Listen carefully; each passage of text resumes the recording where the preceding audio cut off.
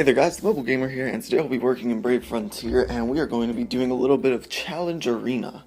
So first things first, there's a little bit of a warning here. I get through a few matches, and then the game session expires. And this has actually been happening to a lot of people, so it's not really an irregular thing. If this is constantly happening to you, I would advise that you do 2 matches, and then you back out of Challenge Arena, maybe run a quest or run a normal arena event, and then go back and check and see whether or not you can do more challenge arena. This has been it's been happening to me, and the majority of the time, if I back out after I do 2 challenge arena battles, it works. I guess it works a little bit. I don't know. So we're going to be going over a few strategies here. First things first.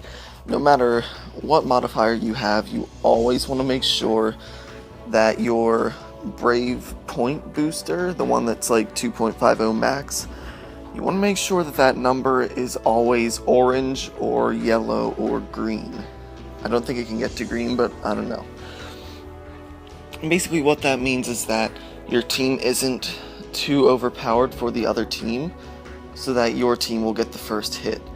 There's a chance, if the number is red, that your team will get the second hit and maybe wiped the first hit.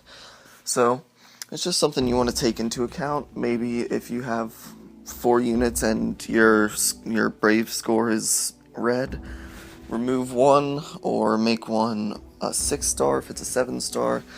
Just, you want to make sure that that number is not in the red.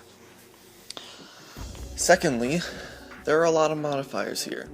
There's no leader skills, there is no brave bursts, there's element advantage, gender advantage, just a lot of different stuff that you have to look out for. So we're just going to go over those. For the gender advantage, you want to check out the enemy team, see if they have anything of the gender. Usually it'll do male or female or genderless advantage, so you want to make sure to check to see how many of that gender the enemy team has, just to know what you're going up against. And then after you do that, you're going to want to make sure that your team is actually composed of the units of that gender. And the same thing goes for element advantage. If you have a mono element leader, that's great. Like if, for example, it's water element advantage, you might throw a Selena and Trident and Medina in as your units. That's sometimes what I do.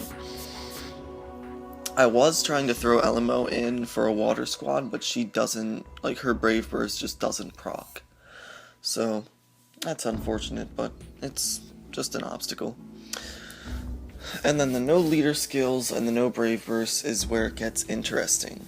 Basically, you're actually going to want to do the opposite for these two. So, for no leader skills, you're going to want to find your units that have their Brave Bursts up already.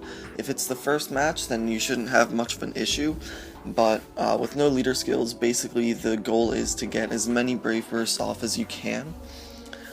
And then it's the opposite for no Brave Bursts. You want to get a good leader who does 80 or 100% boost to attack, and you want to get units who have good attack and preferably high health, because the other units are going to be basing their attacks on your unit's attacks. One thing you can do for no Brave Bursts that I've seen has worked pretty well is you can use Samira or I forget some other good leaders, Tora, Vernil, just leaders who do status ailments. It's pretty useful for the no Brave Bursts and the no leader, or no, the no Brave Burst modifier. Other than that, I hope that helped. I'll keep you updated if there are new strategies that I figure out, but other than that, good luck to you in your challenge arena, and Mobile Gamer out.